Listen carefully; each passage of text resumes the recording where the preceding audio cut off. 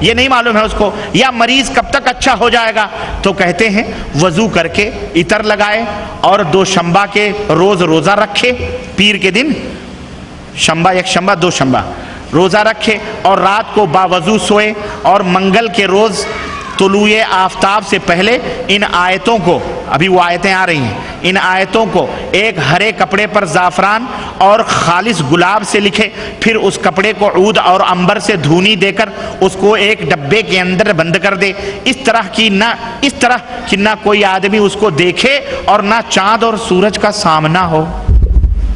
واللہ مجھے وہ سادھو سنت اور جوتشیوں اور نجومیوں کے یہ حالات ہیں، واللہ بتلا رہا۔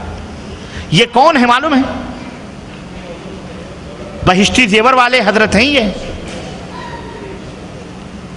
میں کیا کہوں، آپ ہی اپنی اداؤں پہ ذرا غور کریں، ہم اگر عرض کریں گے تو شکایت ہوگی۔ لوگ تو نام لینے کے اوپر بھی جرم کے کیٹیگری میں کھڑا کر دیتے ہیں کہ یہ نام لیتا ہے۔ اکبر الہ آبادی نے کسی دور میں کہا تھا کہ جا کے رپٹ لکھوائی ہے لوگوں نے کہ اکبر نام لیتا ہے خدا کا اس زمانے میں۔ اب کیا کریں؟ اب ایسے لوگ جب شر اور فتنے پھیلائیں تو ان کے نام نہ بتلائے جائیں، یا چھپا چھپا کے گمراہ کیا جائے امت محمدیہ کو؟ بولو میرے بھائیو، جواب دو۔ اب یہ کیا ہے؟ پیر کے دن روزہ رکھو، منگل، دیکھیں روزہ رکھنا اچھی بات ہے پیر کے دن، لیکن کس طرح خیر میں شر ڈبو کے دی جا رہی۔ اب اگر یہ کہتے ویسی کھلی بات روزہ ووزہ نہیں، تو ظاہر ہے آدمی کیا سوچتا کہ بھائی یہ تو بہت اچھا نسخہ ہے، لیکن منگل کے دن طلوع آفتاب سے پہلے کوئی نہ دیکھے، کوئی دیکھ لے گا تو کیا ہو جائے گا بھائی؟ یہ تو کفار لوگ یہ عقیدہ رکھتے ہیں۔ اور پھر جناب عالی کسی چاند کا بھی سامنا نہ ہو، سورج کا بھی سامنا نہ ہو گیا تو کیا ہوگا؟ ہمارا اسلام ان تمام سب چیزوں سے منع کرتا ہے۔ اعوذ باللہ۔ دیکھیں، اور جب بدھ کی رات ہو، بدھ، ہمارے یہاں ہندو لوگ کہتے ہیں بدھ دن شدھ، بدھ دن شدھ، شدھ یعنی شدھ گھی، اصلی دن ہوتا ہے ان کا بدھ کا۔ آج کون سا دن ہے؟ منگل ہے، چلو اچھا ہے بدھ نہیں ہے۔ بدھ شروع ہو گیا، لیکن اس میں لکھا ہے کہ بدھ کی رات ہو، تو یہ بدھ ہی کی رات ہے۔ عشاء کی نماز پڑھ کر اس ڈبے کو ہاتھ میں لے کر یوں کہے، اس ڈبے کو ہاتھ میں لے کر کیا کہے؟ سنو، یوں کہے، کیا کہے؟ یا عالم الخفیات فی الامور، یا من هو علی کل شیء قدیر، اطلعنی علی کل ما ارید، انک علی کل شیء قدیر۔ یہ کسی حدیث یا کسی قرآن کی دعا نہیں ہے، یہ حکیم الامت کی اپنی بنائی ہوئی دعا۔ ہاں، کہتے ہیں پھر اللہ کا ذکر کرتا ہوا سو جائے، خواب میں کوئی امر مقصود بتلا جائے گا، خواب میں کوئی آئے گا اور جو چاہے گا وہ بتلا جائے گا۔ یعنی اگر پتہ لگانا چاہتا ہے میری بیوی کے پیٹ میں کیا ہے تو وہ بھی پتہ چل جائے گا، فلاں چیز میں نے دفن کیا تھا وہ کہاں ہے وہ بھی پتہ چل جائے گا، فلاں زمانے کا خزانہ کہاں دفن ہے وہ بھی پتہ چل جائے گا، فلاں غائب ہو گیا ہے کہاں ہے وہ بھی پتہ چل جائے گا، مریض اچھا ہوگا کہ نہیں ہوگا وہ بھی پتہ چل جائے گا۔ یہ نسخہ یاد رکھو، ماشاءاللہ تبارک اللہ، الٹرا ساؤنڈ کروانے کی ضرورت نہیں ہے۔ استغفر اللہ، استغفر اللہ، استغفر اللہ۔ کہتے ہیں اگر اس رات نظر نہ آئے تو جمعرات کو روزہ رکھ کر جمعے کی رات میں اسی طرح کرے، انشاءاللہ ضرور کوئی نہ کوئی خواب میں اس کو خبر کر دے گا۔ ہاں، انہی کے پجاری لوگ خبر کریں گے، اور کون کرے خبر کرے گا بھائی؟ اعوذ باللہ۔ ابھی ایک تو اور خطرناک، یہ دیکھیں جناب علی کہتے ہیں، یہ تو میری ماؤں بہنوں سے معذرت کے ساتھ ہے، معذرت کے ساتھ کہتے ہیں وما محمد الا رسول قد خلت من قبلہ الرسل افئن مات او قتل انقلبتم علی اعقابکم، قرآن کریم ہے نا۔ کہتے ہیں کہ محمد صلی اللہ علیہ وسلم، ترجمہ، تیرے رسول پاک ہیں، خدا تو نہیں، آپ سے پہلے اور بھی بہت رسول گزر چکے ہیں، سو اگر آپ کا انتقال ہو جائے یا آپ شہید ہو جائیں تو کیا تم لوگ جہاد یا اسلام سے ایسے پھر جاؤ گے؟ کہتے ہیں اس آیت کریمہ کی خاصیت کیا ہے؟ سنو، یہ نقطہ ہے، سنو۔ کہتے ہیں اگر کسی عورت کا خون جاری ہو جائے تو اس آیت کریمہ کو 3 پرچوں پر لکھے، 3 پرچوں پر عمل نہیں کرنا، واللہ بتلا رہا ہوں، عمل نہیں کرنا، عمل نہیں کرنا۔ سنو، 3 پرچوں پر لکھے، ایک پرچہ اس کے اگلے دامن میں باندھ دے، اگلے دامن میں، اور دوسرا پرچہ اس کے پچھلے دامن میں باندھ دے، اور تیسرا پرچہ زیر ناف باندھ دے۔ اعوذ باللہ۔ زیر مانے نیچے، ناف سمجھتے ہیں، جو نہ سمجھے وہ میں سمجھوں گا وہ کچھ نہیں سمجھتا ہے۔ حکیم صاحب قرآن کریم کی آیت کریمہ کو کہاں بدھوا رہے ہیں بولو؟ ناف کے، اسے کثرت خون ہے، اس کے خون آ رہے ہیں۔ یہ کیا ہے؟ یہ اسلام ہے؟ بولو مسلمانوں، یہ قرآن کی توہین نہیں ہے؟ زبان کھولو، زبان، ڈرو مت۔ ڈرو گے تو ایسے ہی کچلے، ایسے ذلیل، ایسے پستے رہو گے، اور حق بولو گے تو انشاءاللہ حق والوں کے ساتھ ہوگے۔ یا ایھا الذین آمنوا اتقوا اللہ کونوا مع الصادقین، اے ایمان والو اللہ سے ڈرو اور سچوں کے ساتھ اٹھو بیٹھو۔ مکار عیاروں کے ساتھ اٹھنا بیٹھنا تمہارے لیے حرام ہے، جائز نہیں۔ ایک نہیں، سینکڑوں، اور قرآن کی بات آئی ہے۔ یہ بھی حکیم الامت اشرف علی صاحب تھانوی کی کتاب ہے اصلاحی نصاب۔ سنو، کہتے ہیں نا تعویذ گنڈے پلیتے۔ یہ دیکھو جناب علی، نالین مبارک، یہ نالین مبارک کی تصویر ہے۔ حضرت فرماتے ہیں یہ نالین مبارک کیا کریں؟ اس نالین مبارک کو کہتے ہیں حکیم الامت نے تلقین کی ہے۔ کہاں ہے بھیا وہ؟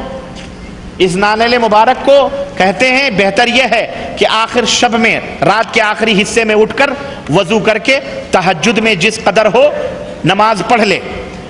نماز روزہ ہے، کوئی بات نہیں، آگے پیچھے سب لگا رہتا ہے، بیچ میں گھوٹالا ہوتا ہے۔ مال گھوٹالے کا کہاں آتا ہے معلوم ہے؟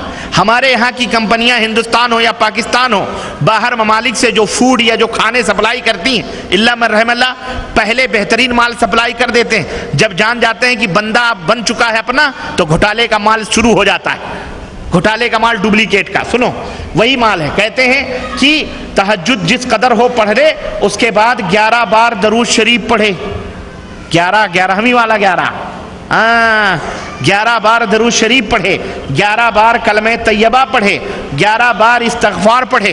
چلو گنتی کا کوئی مطلب نہیں ہے، لیکن کم از کم یہ اچھی چیزیں، کلمہ پڑھنا، نماز پڑھنا، کوئی بات نہیں۔ اب آگے کیا بتلا رہے ہیں حکیم الامت؟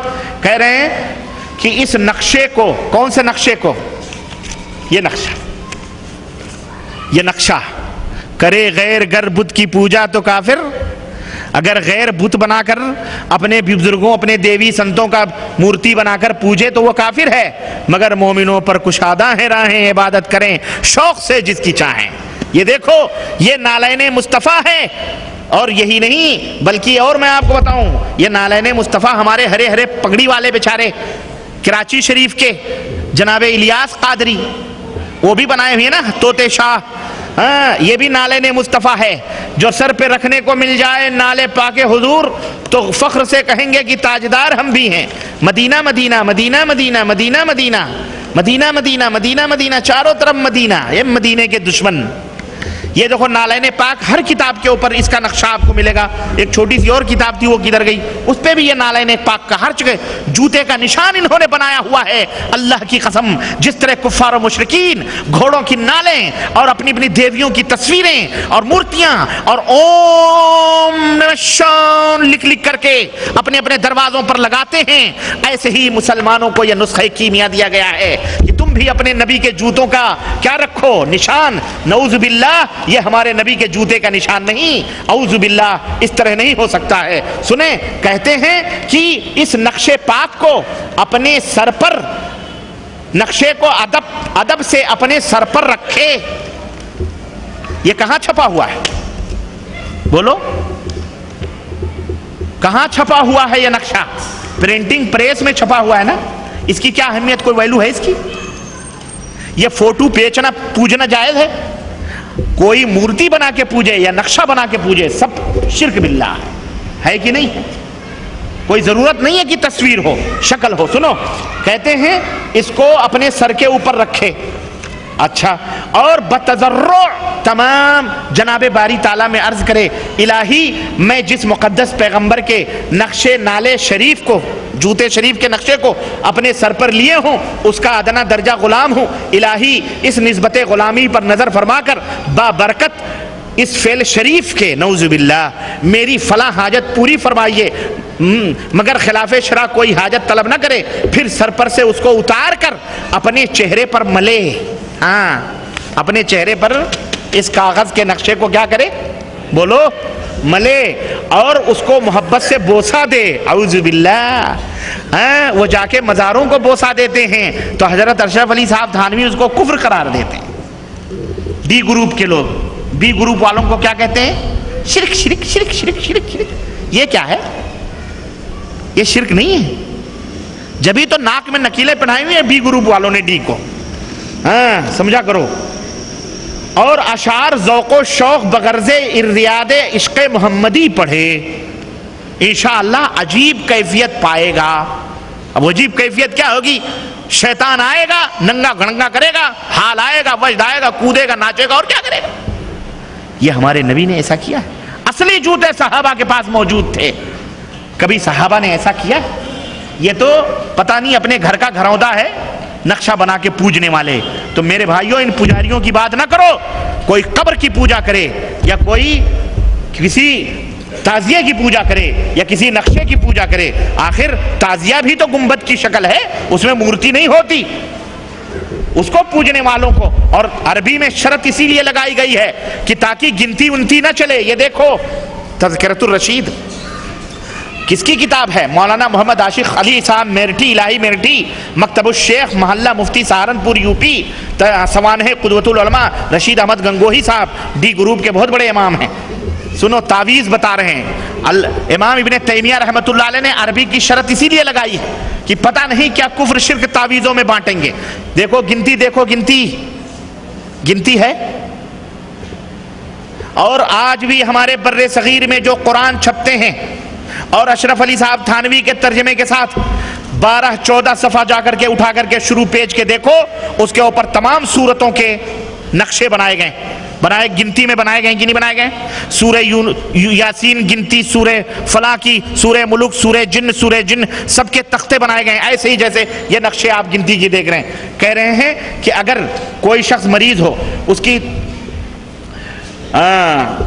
کہتے ہیں یہاں سے پڑھو نا، آصف زدہ کے لیے آپ نے ارشاد فرمایا کہ اسمائے اصحاب کہف کے نام کاغذ پر لکھ کر جس مکان میں مریض یا مریضہ دیواروں پر جگہ جگہ چسپاں کر دیے جائیں، اور 20 کا نقش مندرجہ ذیل کاغذ پر لکھ کر مریض کو دکھایا جائے۔ یہ 20 کا نقشہ ہے، 4 2 6 8، اور دکھایا جائے، وہ دیکھنے سے گھبرائے اور انکار کرے گا۔ ان کو پتا ہے یہ کس کا نقشہ ہے، یہ 20 کا عدد کیا ہے، آپ جوڑو یہ کسی شیطان کا عدد نکلے گا، واللہ بتلا رہا ہوں، جوڑو گے نا تو یہ کسی شیطان رجیم کا عدد نکلے گا، یہ 20 کا عدد۔ کہتے ہیں اس کو دکھائے، دیکھنے سے گھبرائے گا، اس کی نظر اس پر ڈلوائی جائے اور جبرن اس نقشے کو تعویذ بنا کر اس کے گلے میں ڈال دیا جائے۔ یہ مولانا رشید احمد گنگوہی ڈی گروپ کے آدمی، ان کے امام ہیں۔ اور اسماء کہف کیا ہیں؟ کہتے ہیں سنو، الہی بحرمت یملیخا مسلمین کشفوت تبل یونس کشافت یونس آذرفت یونس یوانس بوس وقلبهم قطمیر وعلى الله قصد السبیل ومنها جائر ولو شاء لهداكم اجمعین وصلی اللہ تعالی علی سیدنا محمد وعلى آلہ وصحبہ اجمعین وبارک وسلم۔ کہتے ہیں محبت کے لیے سنو، محبت کی ایک تعویذ سنو، محبت کے لیے ایک بار آپ نے ارشاد فرمایا کہ بسم اللہ، سنو بسم اللہ پسر محمد، نعوذ باللہ، بسم اللہ بسم اللہ صلی اللہ پسر محمد، ہاتھ تیل منہ چکنا، بیٹھوں سر ڈھاؤں تھک باندھوں ٹھاکر باندھوں سگرا گاؤں، میرا جمن جتی یوں کہیں منموہن میرا ناؤ بحق لا الہ الا اللہ۔ یہ کون لوگ ہیں معلوم ہے؟ یہ ہمارے بر صغیر کے وہ چوٹی کے لوگ ہیں جنہوں نے اسی کتاب کے صفحہ جلد نمبر 1 اور صفحہ نمبر 17 پر یہ دعویٰ کیا ہے کہ بخدا آج کے اس دور میں اطاعت، آج کے اس دور میں نجات موقوف ہے، نجات موقوف ہے کس پر؟ میری اتباع اور میری پیروی پر۔ یعنی یہ دیکھیں، نجات موقوف ہے میری اتباع پر۔ بخدا میں قسم کہتا ہوں، بقسم کہتا ہوں، آپ اس کی اتباع کریں گے تو کیا حشر ہوگا، سنیں۔ دیکھ رہے ہیں، یہی نہیں میرے بھائیوں، میرے دوستوں، بہت سارے